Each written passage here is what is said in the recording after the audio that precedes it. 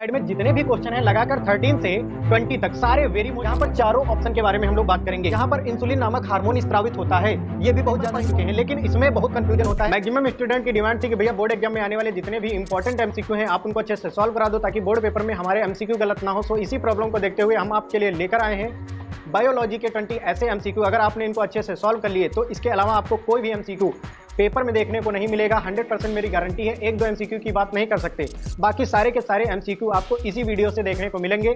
So video होने वाला है बहुत ही ज़्यादा इंपॉर्टेंट, क्योंकि एमसीक्यू हम सीखने के अलावा यहाँ पे हम क्या सीखेंगे। एमसीक्यू में हम सीखेंगे जो हमारा सही ऑप्शन होगा उस पर टिक करेंगे, लेकिन जो 4 ऑप्शन होंगे सारे ऑप्शन पे बात करने वाले हैं। सो वीडियो होने वाला है बहुत ही ज़्यादा इंपॉर्टेंट, तो देखते रहिए हमारे साथ। Hello everyone, this is your Vishal bhaiya, welcome to our platform. चलिए देखते हैं हमारा पहला एमसीक्यू क्या है।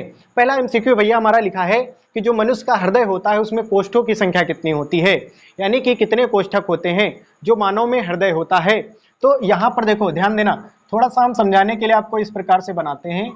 जो हमारा हृदय होता है उसमें कितने कोष्ठक होते हैं। हृदय में भैया 4 कोष्ठक होते हैं। ये भैया देखो लेफ्ट तरफ है, यानी कि ये हमारा बायां अलिंद होगा, और उसके बाद बायां अलिंद के नीचे बायां निलय होगा, यानी कि बायां निलय होगा। ठीक है, उसके बाद इधर दायां आ जाओ, यहां पर राइट वाला हमारा क्या होगा, दायां अलिंद होगा, अलिंद। ठीक है, हम ए से इसको डिनोट कर रहे हैं, हिंदी में नहीं लिख रहे हैं, हिंदी में भी लिख सकते हो आप। चलो हिंदी में लिख देते हैं अलिंद। ऊपर अलिंद होता है, नीचे निलय होता है। ठीक है, यहाँ पर हमारा अलिंद है, दायां अलिंद, और उसके बाद यहाँ पर हमारा दायां निलय है। तो हृदय में जो कोष्ठक होते हैं भैया, हृदय में कोष्ठक कितने होते हैं आप कहेंगे भैया, हृदय में कोष्ठक होते हैं 4। यहाँ पर थोड़ी सी कहानी और आप समझ लो कि जो है जो हमारा अशुद्ध रुधिर होता है वो यहाँ पर आता है, यानी सबसे पहले हमारा बाएं अलिंद में आता है। बाएं अलिंद में आने के बाद बाएं निलय में आता है। बाएं निलय में आने के बाद फुफ्फुसी धमनियों के द्वारा फुफ्फुस में चला जाता है, वहां पर शुद्ध होता है। शुद्ध होने के बाद फिर इधर आता है दाएं अलिंद में। दाएं अलिंद में शुद्ध रुधिर आता है, उसके बाद यहाँ पर द्विविलनी का पार्ट लगा होता है, इससे इस वाले निलय में आ जाता है, दाएं निलय में। और दाएं निलय में आने के बाद वो पूरे शरीर में फैल जाता है। ये आपको जरूर तैयार कर लेना है ये, क्योंकि बहुत ही ज़्यादा इंपॉर्टेंट है और हृदय के बारे में पूछा भी जाता है। अब बात कर लेते हैं कि 2 कोष्ठक किसमें होते हैं भैया। तो भैया 2 कोष्ठक होते हैं मछली में, यानी कि मछलियों में भैया 2 कोष्ठक होते हैं। लेकिन भैया एक बात याद रखना, व्हेल में 2 कोष्ठक नहीं होते, है ना, क्योंकि मछली भैया, क्योंकि व्हेल हमारी मछली नहीं है। उसके बाद 3 कोष्ठक किसमें होते हैं भैया, 3 कोष्ठक होते हैं मेढक में। और भैया किसमें होते हैं, तो और भैया होते हैं सरीसृप में। सरीसृप मतलब जो रेंगने वाले होते हैं। ठीक है, लेकिन किसको छोड़कर, अजगर को छोड़कर। ठीक है, अजगर को छोड़ दो और मगरमच्छ को छोड़ दो, बाकी जो है जो रेंगने वाले हैं हमारे, उनमें जो है 3 कोष्ठक होते हैं। अब यहाँ पर अगला हमारा क्या है भैया, द्वार कोशिकाएं पाई जाती हैं। द्वार कोशिकाएं किसमें पाई जाती हैं, जड़ों में, रंध्रों में, वातरंध्रों में, उपरोक्त सभी में।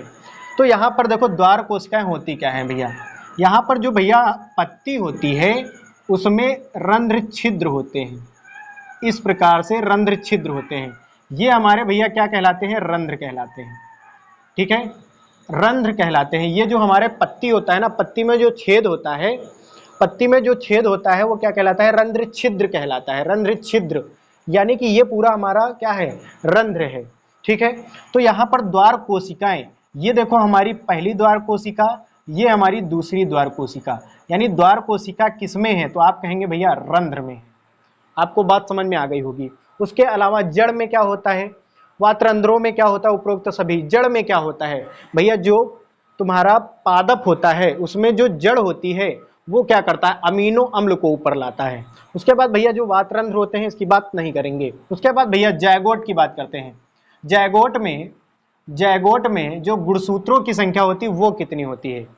तो पहले जैगोट हमको पता होना चाहिए कि जैगोट क्या होता है भैया। यहाँ पर जैगोट भैया कैसे बनता है, वो भैया नर और मादा की जनन कोशिकाओं के द्वारा बनता है। ठीक है, जनन कोशिका के द्वारा बनता है, जनन कोशिका के द्वारा बनता है।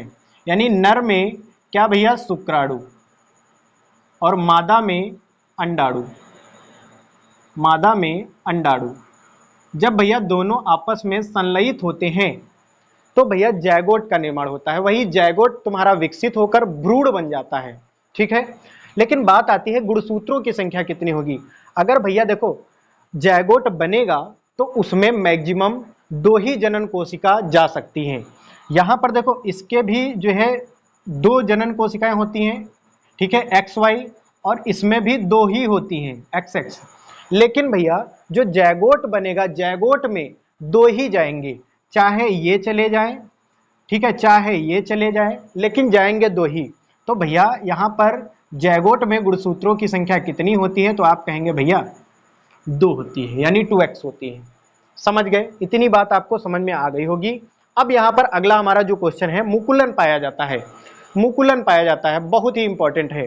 मुकुलन भैया, मुकुलन किस में पाया जाता है, तो भैया मुकुलन पाया जाता है हाइड्रा में और ईस्ट में। अब बात कर लेते हैं कि भैया ये मुकुलन होता क्या है। तो भैया यहाँ पर मुकुल जो होता है, ये शरीर में एक उभारयुक्त संरचना निकलती है, और वही उभारयुक्त संरचना फिर धीरे धीरे वृद्धि करके नए जीव में विकसित हो जाती है। वही हमारा कहलाता है मुकुलन। यानी कि जो हाइड्रा है और जो ईस्ट है, इसमें जो जनन होता है, मतलब जो नई संतति बनती है, यानी कि जो नया बच्चा बनता है, वो मुकुल के द्वारा बनता है। यानी पहले मुकुल निकलेगा, यहाँ पर इतना बड़ा गुंबद जैसा निकल आएगा, जैसे फोड़ा निकल आता है। उसके बाद वो वृद्धि करेगा, धीरे धीरे बड़ा होगा, फिर अलग हो जाएगा। तो वही हमारा कहलाता है मुकुलन। अब भैया प्लेनेरिया में क्या होता है, भैया प्लेनेरिया में होता है पुनर्जनन। प्लेनेरिया में क्या होता है भैया, पुनर्जनन। प्लेनेरिया पा और पा से पुनर्जनन, यानी कि प्लेनेरिया में होता है पुनर्जनन। तो भैया ये बात आती है पुनर्जनन होता क्या है, प्लेनेरिया में पुनर्जनन होता क्या है। भैया पुनर्जनन एक ऐसी प्रक्रिया है जिसमें जो जीव है, चाहे जितना क्षत विक्षत हो जाए, चाहे जितने भागों में टूट जाए, वो भैया पुनः विकसित हो जाएगा। यानी कि पुनः जितने टूटे हुए भाग हैं सब जीव बन जाएंगे। तो ये हमारा हो गया प्लेनेरिया। भैया लिम्नीशिया में क्या पाया जाता है, तो भैया लिम्नीशिया में होता है द्विखंडन, मतलब कि ये 2 भागों में टूटता है। और भैया द्विखंडन में कौन टूटता है, तो अमीबा भी तुम्हारा द्विखंडन द्वारा जनन करता है, ठीक है। यानी कि इसमें भी जो नई संतति बनती है वो द्विखंडन द्वारा बनती है, अमीबा में और लिम्नीशिया में। तो यहाँ पर ऑप्शन हमारा कौन सा सही होगा, मुकुलन पाया जाता है भैया हाइड्रा में, ठीक है। ये भी हमारा क्लियर हो गया। उसके बाद मानव में मादा जनन तंत्र, मादा जनन तंत्र। अब देखो मादा जनन तंत्र में क्या क्या चीजें होती हैं यहाँ पर, लेकिन पूछा गया है मादा जनन तंत्र का भाग नहीं है ना। तो देखो मादा जनन तंत्र का भाग नहीं है। मादा में अंडाशय भी होता है, अंडाशय भी होता है, गर्भाशय भी होता है, डिंबवाहिनी यानी फैलोपियन नलिका भी होती है, शुक्रवाहिका नहीं होती भैया। यानी कि ये वाला ऑप्शन सही हो जाएगा। बात समझ में आ गई। उसके बाद स्वपोषी पोषण के लिए आवश्यक है। स्वपोषी पोषण होता क्या है भैया, वे जीवधारी जो प्रकाश या रासायनिक ऊर्जा का उपयोग करके अकार्बनिक पदार्थों के द्वारा अपना भोजन स्वयं बना लेते हैं, स्वपोषी पोषण कहलाते हैं। लेकिन बात आती है कि अकार्बनिक पदार्थ क्या होते हैं भैया। अकार्बनिक पदार्थ में तुम्हारा CO2 और जल भी आएगा, और उसके बाद सूर्य का प्रकाश भी आएगा, क्लोरोफिल आएगा। यानी कि ये वाला ऑप्शन हमारा सही हो जाएगा। यानी कि अकार्बनिक पदार्थ में अगर सब कुछ आ रहा है, यानी उपरोक्त सभी, यानी कि स्वपोषी पोषण के लिए आवश्यक है, यानी कि सभी चीजें। CO2 भी जरूरत है, H2O भी जरूरत है, सूर्य का प्रकाश भी जरूरत है, क्लोरोफिल भी जरूरत है। अगला देखते हैं, पराग कोष में होते हैं। पराग कोष में होते हैं, क्या होते हैं भैया, पराग कोष में होते हैं भैया परागकण। लेकिन भैया बात आती है कि ये परागकण कहाँ पर होते हैं, पराग कोष हमको पता ही नहीं। तो यहाँ पर देखो भैया, जो हमारे पादप होते हैं, पादप में जो पुष्प होता है, पुष्प के 2 पार्ट होते हैं। कितने पार्ट भैया, 2 पार्ट। याद रखना, एक होता है जायांग, एक होता है पुमंग। पुमंग और जायांग। भैया पुमंग को पुंकेसर भी कहा जाता है, इसको स्त्री केसर कहते हैं। अब बात करते हैं, ये वाला हमारा जो पार्ट है ये मेल वाला पार्ट है, और ये हमारा फीमेल वाला पार्ट है। मेल वाला पार्ट भैया देखो ध्यान से कैसे बनता है, तो भैया मेल वाला पार्ट कुछ इस टाइप से बनता है। ये हमारा है पराग कोष, ये हमारा जो है ना, ये पराग कोष है। इसी पराग कोष में परागकण होते हैं। बात समझ में आ गई। यानी कि जो पुष्प में 2 पार्ट हैं, कौन कौन से, एक जायांग है, एक पुमंग है। यानी कि एक फीमेल वाला पार्ट, एक मेल वाला पार्ट। जो मेल वाला पार्ट होता है वही हमारा क्या होता है, जो मेल वाला पार्ट होता है उसी में हमारे पराग कोश में परागकण पाए जाते हैं। ये हमारा पराग कोश है और ये हमारा भैया क्या है, तंतु है। ठीक है, ये हमारा क्या है, तंतु है और ये हमारा पराग कोश है। ये हमारा क्या है भैया, पराग कोश है। ठीक है, ये हमारा पराग कोश हो गया। अब बात करते हैं कि जायांग कैसा होगा। ठीक है, जायांग कैसा होगा, तो भैया जायांग का चित्र कुछ इस टाइप से बनेगा। जायांग का चित्र कुछ इस टाइप से बनेगा। ये हमारा जायांग हो जाएगा। ठीक है, यहाँ पर भैया जो सबसे ऊपर वाला पार्ट है ये हमारा वर्तिकाग्र है, वर्तिकाग्र है। यहाँ पर जो नीचे है ये हमारी वर्तिका है और उसके नीचे जो है ये हमारा क्या है, अंडाशय है। अंडाशय के बीच में भैया यहाँ पर बीजांड होता है। ये हमारा क्या है भैया, बीजांड है। ये हमारा भैया बीजांड है। तो यहाँ पर सारी चीज़ें हमको क्लियर हो गई हैं कि ये हमारा जो है फीमेल पार्ट है और ये वाला जो है मेल पार्ट है। परागकोश में पाए जाते, परागकोश में पाए जाते हैं, क्या पाए जाते हैं, परागकोश में परागकण पाए जाते हैं। बाह्यदल कहाँ पर होता है भैया, बाह्यदल जो पत्ती बनती है ना, ये पत्ती, यही तुम्हारी बाह्यदल कहलाती है, यानी कि पत्ती के बाहर का दल बाह्यदल कहलाता है। अंडाशय, अंडाशय आपको पता चल गया, ये जायांग का पार्ट है। ये देखो अंडाशय यहाँ पर है, ये चीज़ जो है ना ये हमारी क्या है, अंडाशय है। ये हमारी जो चीज़ है भैया ये हमारी अंडाशय है, ये उभरी हुई संरचना ये हमारी अंडाशय है। उसके बाद भैया बीजांड भी समझ में आ गया कि अंडाशय के अंदर हमारा बीजांड है। यानी कि चारों ऑप्शन हमको समझ में आ गए हैं, लेकिन सही ऑप्शन कौन सा है भैया, तीसरा। उसके बाद भैया बात कर लेते हैं पादप में जाइलम का कार्य होता है, यानी कि जो पौधे होते हैं उसमें जाइलम का क्या काम होता है। तो भैया देखो एक जाइलम नलिका होती है, एक फ्लोएम नलिका होती है। जाइलम जा यानी कि जल का संवहन कराएगा, यानी जल का संवहन। जाइलम से भैया क्या होगा, जल का संवहन होगा। यानी कि पादप में जाइलम का काम क्या है, जल का संवहन। तो भैया भोजन का संवहन कौन कराएगा, तो भैया भोजन का संवहन कराता है फ्लोएम। इसको भैया याद रखना, फ्लोएम भोजन का संवहन कराता है भैया फ्लोएम नलिका। ऑक्सीजन का संवहन भैया, ऑक्सीजन का वहन किसके द्वारा होता है, पादप में। अभी अभी हमने पढ़ा था रंध्र के द्वारा। रंध्र के द्वारा जो है छिद्र जो होते हैं पत्ती में, उनसे ऑक्सीजन बाहर निकलती है, कार्बन डाई अंदर आ जाती है। ठीक है, यानी ऑक्सीजन का वहन रंध्र द्वारा होता है।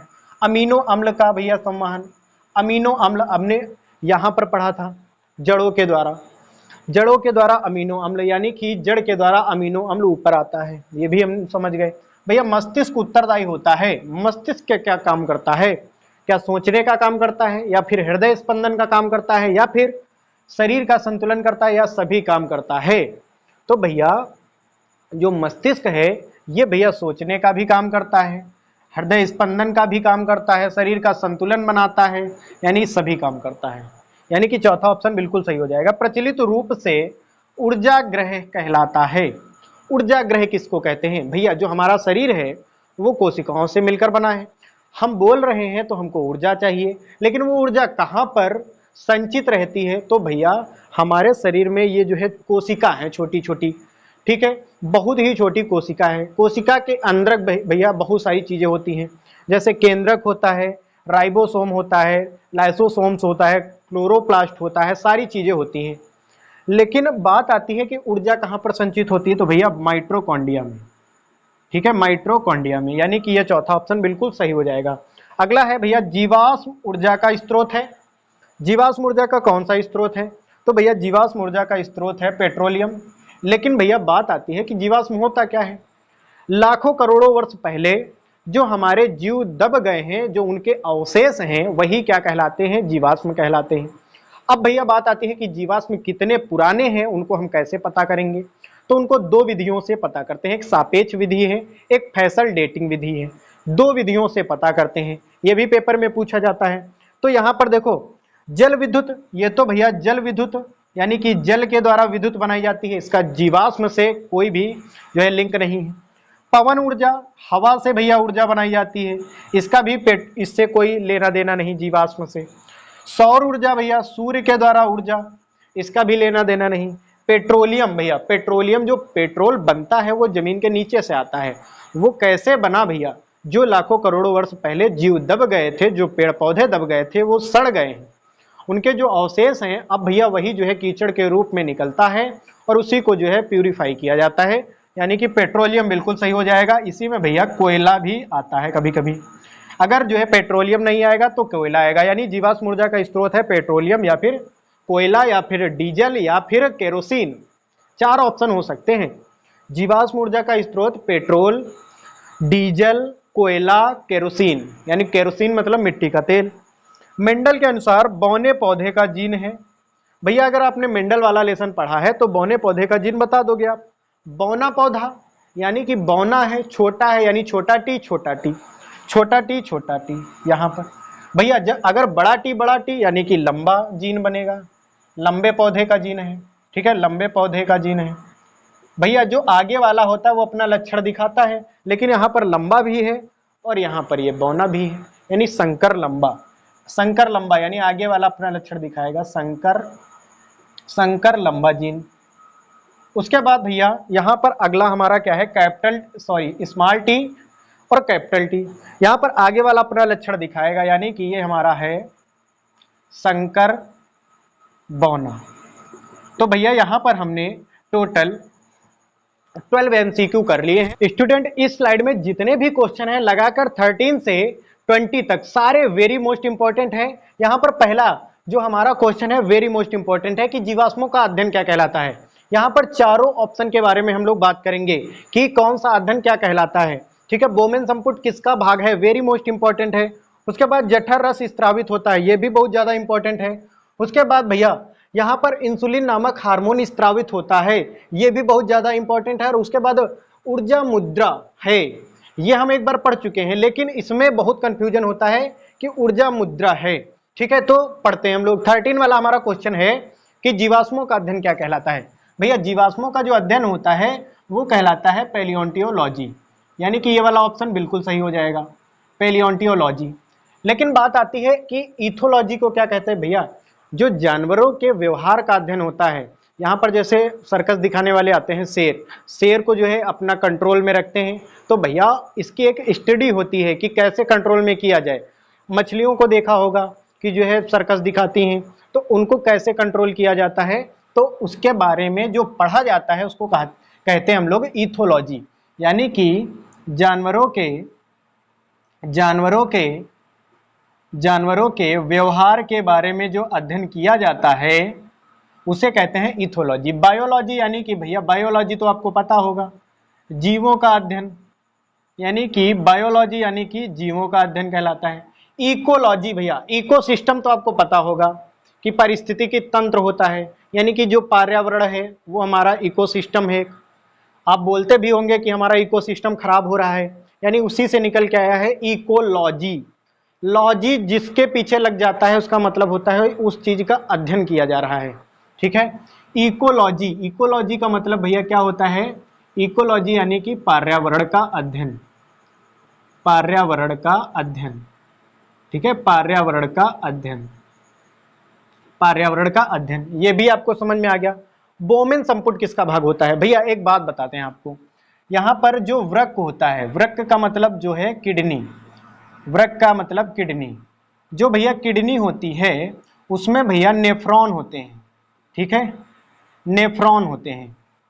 किडनी में क्या होते हैं भैया, नेफ्रॉन होते हैं, उसकी यूनिट होती है नेफ्रॉन। किसकी, किडनी की यूनिट है नेफ्रॉन। नेफ्रॉन का जो सिर होता है वही आपका कहलाता है भैया बोमेन संपुट। और ये सिर जो होता है ये प्याले नुमा होता है। कैसा होता है भैया, प्याले नुमा। तो आपको पता चल गया कि बोमेन संपुट किसका भाग है, तो आप कहेंगे भैया वृक्क का है, वृक्क मतलब किडनी का है। यहाँ पर उदर मतलब होता है भैया पेट, उदर मतलब होता है भैया क्या, पेट, उदर मतलब होता है पेट। और पेट में भैया क्या होता है, HCl स्त्रावित होता है। पेट में क्या होता है भैया, HCl स्त्रावित होता है। जो हमारा पेट है इसको हम लोग क्या बोलते हैं भैया, आमाशय, ठीक है, आमाशय कहते हैं। आमाशय भैया किस आकार की संरचना है, तो ये भैया जे आकार की संरचना है, ठीक है। इसमें भैया क्या चीजें होती हैं, तो जठर ग्रंथियां होती, जठर ग्रंथियों से क्या होता है, जठर रस निकलता है। तो ये सारी चीजें अगर आपसे A to Z कुछ भी पूछ लेगा तो आप आराम से बता देंगे। अग्नाशय में भैया क्या होता है, अग्नाशय में अगर आ जाए कि अग्नाशय द्वारा क्या स्त्रावित होता है, तो इंसुलिन हार्मोन स्त्रावित होता है, इंसुलिन हार्मोन स्त्रावित होता है, ये भी आप बता ले जाएंगे। यकृत क्या होता है भैया, यकृत में क्या होता है, यानी लीवर में क्या होता है भैया, लीवर को आप बता देना कि लीवर में भैया पित्तरस का निर्माण होता है, पित्तरस का निर्माण होता है। पित्तरस कहां पर भैया इकट्ठा रहता है, पित्ताशय में, ये भी आप बता ले जाएंगे कि जो है यकृत क्या करता है, यकृत का क्या कार्य है, तो यकृत पित्तरस का स्त्रावण करता है। अब यहाँ पर मानव में गुणसूत्रों की संख्या भैया, गुणसूत्र कितने होते हैं, 23 जोड़ी यानी कि 46। अगला क्वेश्चन है जठर रस स्त्रावित होता है, जठर रस जठर ग्रंथियों द्वारा स्त्रावित होता है, ये आप बता ले जाएंगे कि जठर रस जठर ग्रंथियों द्वारा स्त्रावित होता है। अब भैया ये जठर ग्रंथियां कहाँ पर पाई जाती हैं, तो ये भैया आमाशय में पाई जाती हैं। आमाशय का मतलब भैया पेट में पाई जाती हैं, ठीक है, यानी कि कौन सा ऑप्शन सही हो जाएगा, आमाशय में। यकृत में भैया क्या होता है, पित्तरस का निर्माण होता है। यहाँ पर भैया छोटी आंत में, छोटी आंत वाला समझ लेते हैं थोड़ा सा, छोटी आंत में आंत्र ग्रंथियां होती हैं, आंत्र ग्रंथियां होती हैं, यानी कि छोटे छोटे क्या होते हैं भैया, विलाई होते हैं, ठीक है, छोटे छोटे क्या होते हैं भैया, विलाई। और विलाई में भैया क्या होती हैं, रक्त नलिकाएं होती हैं, पतली पतली, उन्हीं के द्वारा पोषक तत्व तो हमारे पूरे शरीर में जाता है, ठीक है। और छोटी आंत में भैया याद रखना कि 90% पाचन होता है। उसके बाद बड़ी आंत में भी पूछता है कि जल का अवशोषण किसके द्वारा होता है, ये भी आ सकता है पेपर में। तो जल का अवशोषण होता है भैया बड़ी आंत द्वारा, जल का अवशोषण, जल का अवशोषण, जल का अवशोषण, जल का अवशोषण भैया किसके द्वारा होता है, बड़ी आंत द्वारा होता है। मानव में भ्रूण का कार्य है, भ्रूण यहाँ पर आ गया, भ्रूण नहीं सॉरी, मानव में भ्रूण का कार्य नहीं, मानव में भ्रूण को पोषण मिलता है भैया, पोषण, भ्रूण को पोषण कैसे मिलेगा, ये थोड़ा सा समझते हैं। हमने क्या बताया कि जो है जब दो जनन कोशिका मिलती हैं, कौन कौन भैया, शुक्राणु और अंडाणु, शुक्राणु और अंडाणु, ठीक है, शुक्राणु और अंडाणु मिलते हैं। ये भैया कहाँ पर मिलते हैं, तो ये भैया फैलोपियन नलिका में मिलते हैं, यानी कि ये भी ऑप्शन हमारा बिल्कुल क्लियर हो गया कि हमारे जो जनन कोशिका हैं वो कहाँ पर मिलती हैं, तो फैलोपियन नलिका में मिलती हैं, यानी कि अंडवाहिनी में मिलती हैं, ठीक है। अब जब ये दोनों भैया मिलते हैं तो यहाँ पर दोनों संलयन करते हैं, यानी कि दोनों क्या हो जाते हैं भैया, फ्यूज हो जाते हैं। जब दोनों फ्यूज हो जाते हैं तो भैया आपने पढ़ा था पहले वाली स्लाइड में कि जायगोट का निर्माण होता है। किसका निर्माण होता है भैया, जायगोट का। जायगोट जब विकसित हो जाता है तो भ्रूण का निर्माण होता है, और ये भ्रूण आ जाता है गर्भाशय में। अब गर्भाशय में भैया भ्रूण को चाहिए भोजन, यानी पोषण चाहिए, तो वो कौन कराता है भैया, प्लेसेंटा कराता है, ठीक है, प्लेसेंटा कराता है। अंडाशय नहीं, अंडाशय से अंडा निकलता है, अंडा रिलीज होता है, यानी कि अंडाणु निकलता है। वृक्क उत्सर्जन का कार्य कराता है, ठीक है, ये सारे आप समझ चुके हैं। अब हम समझते हैं 80 नंबर क्वेश्चन। यहाँ पर कोशिकीय प्रक्रमों में ऊर्जा मुद्रा, ऊर्जा मुद्रा है, ऊर्जा मुद्रा भैया हमने पढ़ा था कि ऊर्जा ग्रह किसको कहते हैं, ऊर्जा ग्रह कहते हैं भैया माइटोकॉन्ड्रिया को, लेकिन ऊर्जा मुद्रा किसे कहेंगे, ऊर्जा मुद्रा भैया कहते हैं एटीपी को, ये याद रखना भैया। ऊर्जा ग्रह माइटोकॉन्ड्रिया, लेकिन ऊर्जा मुद्रा एटीपी होती है। इंसुलिन नामक हार्मोन स्त्रावित होता है, very very very most important है कि इंसुलिन हार्मोन स्त्रावित होता है, किससे, अग्नाशय से, बिल्कुल सही है। वृक्क से क्या होता है, उत्सर्जन होता है। और उसके बाद यहाँ पर यकृत से क्या होता है, यकृत से पित्तरस निकलता है, यहाँ पर ही बता दिया था। आमाशय में क्या होता है भैया, HCl का निर्माण होता है, HCl का निर्माण होता है, जो कि भोजन को छोटे छोटे टुकड़ों में तोड़ता है। अब यहाँ पर अगला क्वेश्चन है, निम्नलिखित में से पादप हार्मोन है। दोस्तों ये आपको कमेंट बॉक्स में बताना है, और ये भी बताना है कि आपको वीडियो कैसा लगा। अगर अच्छा लगा हो तो लाइक कर देना। हम लोग मिलेंगे इसी प्रकार के बेहतरीन वीडियो के साथ, तब तक के लिए जय हिंद, वंदे मातरम।